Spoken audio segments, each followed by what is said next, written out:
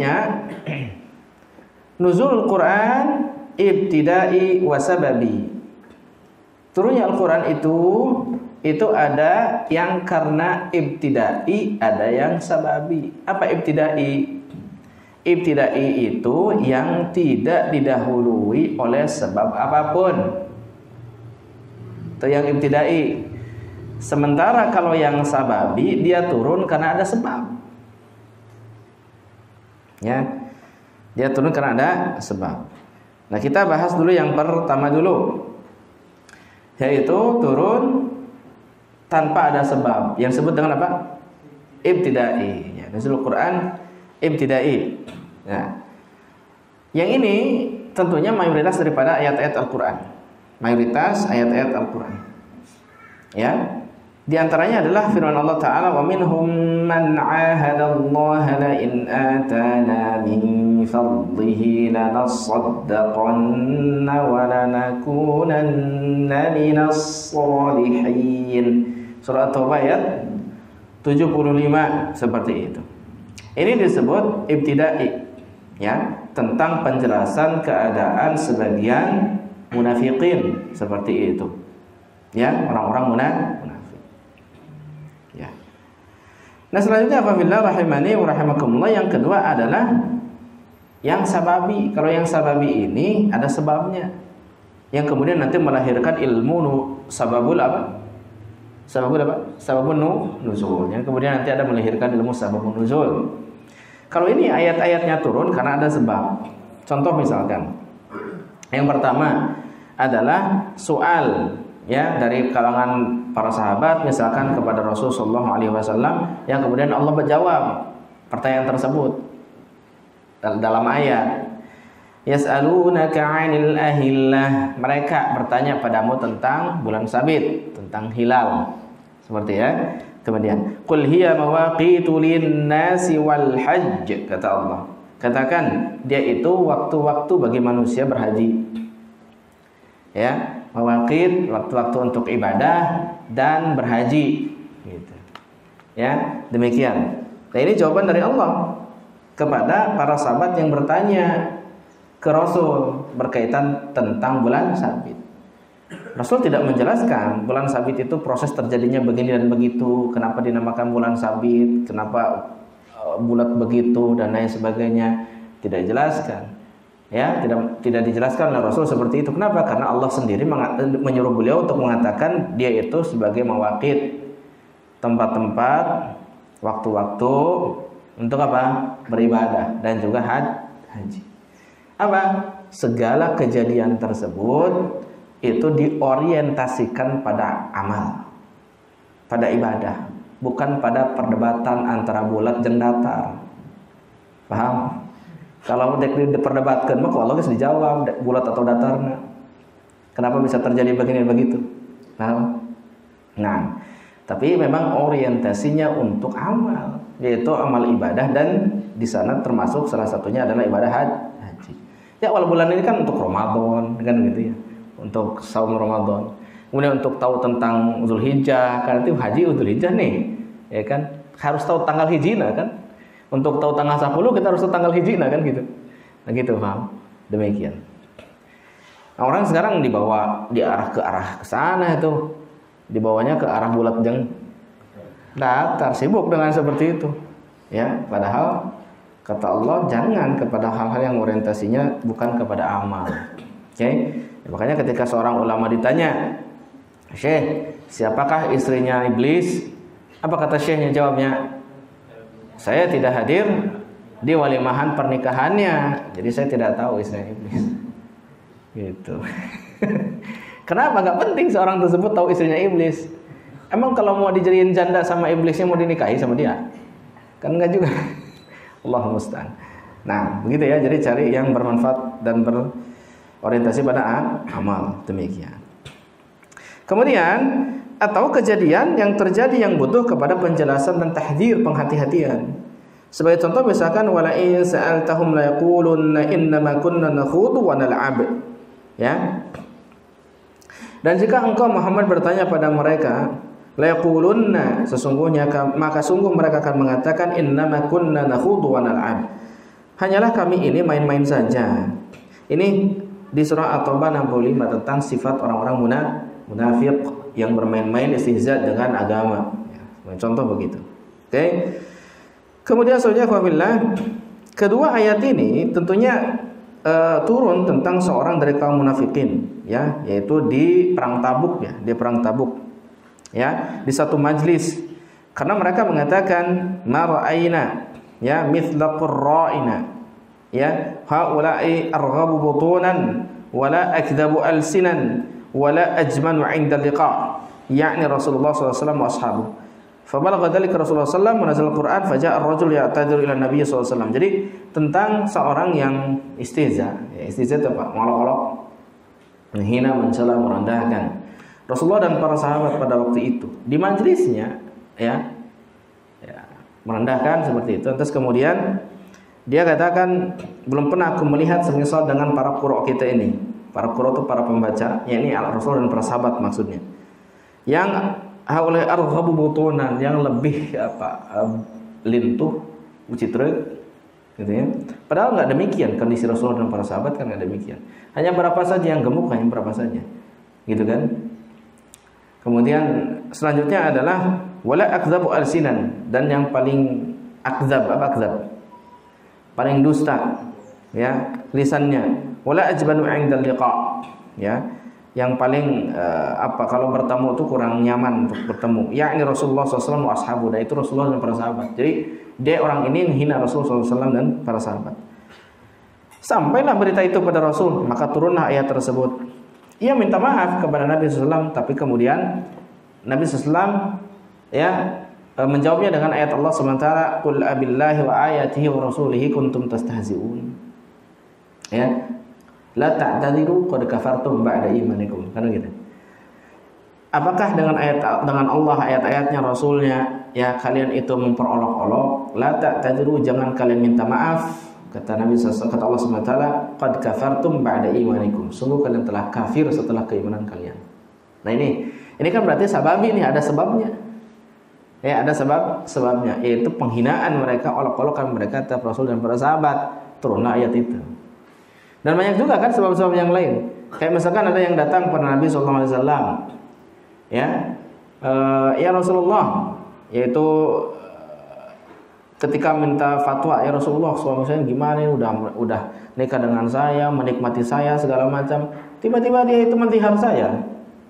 Dihar itu menyamakan dengan ibunya dengan maksud untuk menceraikannya, kan begitu. Nah, apabila sekalian, maka turunlah ayat qad sami'a Allahu qawlan allati tujadiluka fi zawjiha wa tashtaki ila Allah wallahu yasma'u tahawurakum. Ya. Demikian. Apa kata Ibunda Aisyah dengan ayat itu?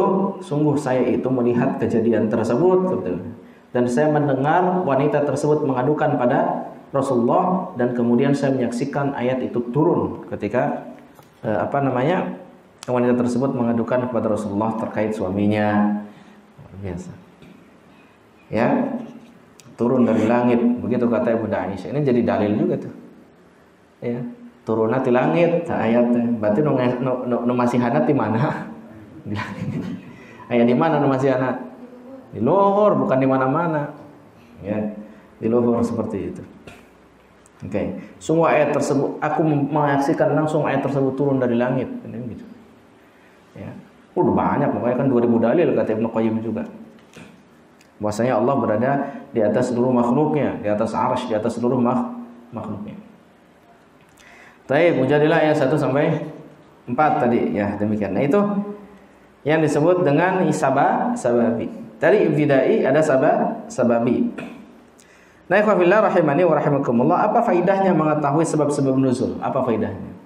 Pertama, ya, dengan mengetahui sebab-sebab turun, ikhwafillah sekalian, itu penjelasan bahwasanya Quran itu turun benar-benar dari Allah Subhanahu wa taala. Betul tidak? Benar-benar dari Allah berarti. Kalau ada sebab-sebab turun, itu berarti memang turun dari Allah. Sebab apa? Ketika Nabi ditanya tentang sesuatu, beliau nggak langsung jawab sampai Allah jawab, kan gitu. Ya, kalau sekiranya hal tersebut belum diketahui Nabi, belum ada ayat yang turun, Nabi nggak akan jawab. Kalau dalam urusan-urusan agama, ya. Sehingga Nabi akan nunggu dulu nih turun ayat, baru kemudian setelah turun ayat disampaikan itu. Nah, ini baru menunjukkan bahwasanya apa? Bahwasanya Quran benar-benar turun dari Allah Subhanahu wa taala. Contoh misalkan adalah pertanyaan kepada Rasulullah, "Yas'alunaka 'anir ruh," dan mereka bertanya padamu tentang ruh. Ya. Qulir ruhu min amri rabbi wa ma utitum minal ilmi illa qalila. Gitu. Di surah Al-Isra 85. Mereka bertanya padamu tentang ruh. Tuh, pertanyaan di para sahabat seperti itu. Ini di Sahih Bukhari, ya. Ini dari orang Yahudi yang datang pada Nabi sallallahu alaihi wasallam kemudian bertanya, "Ya Abul Qasim, mar-ruh?" Wahai Abul Qasim, apa itu ruh? Gitu. Fasakata, maka Nabi pun diam, menunggu jawaban. Nggak mau asbun. Ini Nabi nggak mau asbun. Ya. Nah, kafilah sekalian, wa fil lafdhin, dan juga di lafaz yang lain, fa amsakan Nabi sallallahu alaihi wasallam. Falam yarudda alaihim syai'an, enggak menjawab sedikit pun, seperti itu. Ya. Kemudian fa'alimtu annahu yuha ilaih. Apa kata dia? Maka aku tahu saat itu bahwasanya itu memang diwahyukan kepadanya. Ya. Kemudian faqumtu maqami, maka aku pun berdiri seperti itu. Falamma nazala wahyi, ketika turun wahyu, yas'alunaka 'anir ruh dan seterusnya. Di ayat surat Al-Isra 85 demikian. Nah, ikhwanillahi sekalian rahimanallah, itu dia yang pertama. Misal yang kedua, yaqulun la irja'na ila al-madinati la yukhrijanna al-'azzu minha al-adhal. Di surat Al-Munafiqun ayat 8 contohnya. Mereka mengatakan, kalau kami pulang kembali ke Madinah, ke kota Madinah, la yukhrijanna al-'azzu minhal adal. Sungguh, ya. La yukhrijanna al-'azzu, orang-orang yang kuat mereka, orang-orang kaya mereka, orang-orang kuat mereka itu sungguh akan mengeluarkan darinya orang-orang yang lemah, orang-orang yang miskin, orang-orang yang lemah. Itu maksudnya apa? Orang-orang Islam sungguh akan kami keluarkan dari Madinah, gitu kan? Karena orang-orang Islam ini orang-orang yang lemah. Menurut mereka ini, ya. Dan Zaid bin Arqam ini radhiyallahu anhu mendengar Abdullah bin Ubay, si gembongnya kemunafikan ini, Abdullah bin Ubay bin Salul, ya, mengatakan itu. Yang dimaksudkan azzu itu adalah yuridu annahu al-azzu wa Rasulullah sallallahu alaihi wasallam ashabul adal. Jadi Rasulullah dan para sahabatnya itu al-adal. Mereka itu al-azzu, sementara Rasulullah dan para sahabatnya al-adal. Orang-orang yang lemah, orang-orang marginal, orang-orang yang rendah, gitu ya, seperti itu.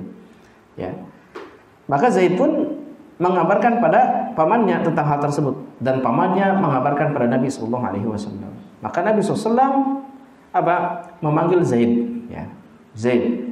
Maka Zaid pun mengabarkan pada Nabi apa yang didengarnya. Ini Nabi itu kalau dengar dari siapa? Dari Zaid. Zaidnya panggil untuk konfirmasi, klarifikasi. Bayangkan, padahal yang ngahina orang munafik, yang sudah jelas-jelas Nabi tahu kemunafikannya, tetap tasabut, tetap tabayyun. Nggak kayak kita, baru dapat broadcast aja udah langsung percaya aja.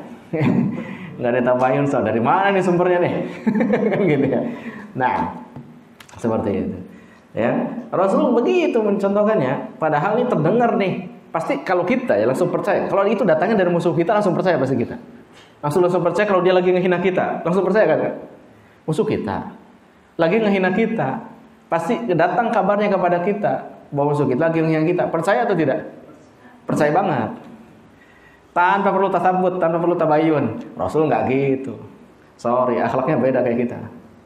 Ya kan? Kalau Rasul nggak gitu. Dari mana katanya? Dari Zaid. Panggil Zaid.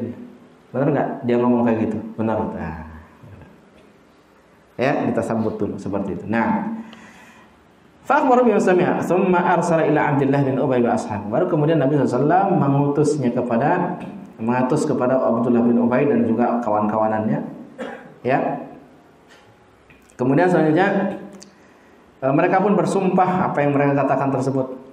Fasaddaqahum Rasulullah SAW, maka Rasulullah SAW itu membenarkan mereka. Fa'anzalallahu tasdiq Zaid fi hadhil ayah. Mereka itu bersumpah enggak mengatakan demikian. Namanya orang munafik. Mana ada maling ngaku kan begitu. Ya kata dia enggak, kita enggak mengatakan demikian. Maka Rasulullah SAW pun, oh yaudah kalau begitu nggak mengatakan demikian sudah, gitu ya. Nah, maka Allah turunkan ayat ini untuk membenarkan siapa? Perkataan Zaid bin Arqam tersebut. Fastabana al-amr li Rasulullah SAW. Maka telah jelaslah perkaranya bagi Rasulullah SAW. Saat itulah Rasul bertindak. Paham ya? Jadi kejadian-kejadian ini yang di antara hal yang menyebabkan turunnya ayat di antaranya. Dan banyak lagi, ya. Ada kitab khusus tentang sababun nuzul atau asbabun nuzul. Sebab-sebab itu turun. Ya. Itu penting itu nanti untuk menafsirkan Quran itu lihat dulu ayat sebab turunnya kayak gimana nih. Gitu. Supaya membantu memahamkan kita ini kenapa sebabnya muncul ayat ini, turunnya ayat ini, sehingga kita pun ketika menafsirkan Al-Quran, memahami Al-Quran, mentadaburinya itu jadi lebih utuh, karena tergambar turunnya ayat ini bersebab anu. Jadi dipahami. Nah, ini yang terfaidahnya. Kemudian selanjutnya, rahimani wa rahimakumullah. Yang kedua, bayanu inayatillah ta'ala bi Rasulih SAW fi difa'i anhu, penjelasan tentang penjagaan Allah Ta'ala terhadap Rasulnya, ya, dalam rangka membelanya. Sabab nuzul itu begitu, ya. Jadi penjagaan Allah terhadap siapa? Rasulnya dalam rangka menjaganya. Contoh misalnya adalah firman Allah Ta'ala, wa qala alladziina kafaru laula nuzzila 'alaihi al-Qur'anu jumlatan wahidah kana kadzalika linutsabbita bihi fu'adak wa rattalnahu tartila. Ya. Dan telah berkatalah orang-orang kafir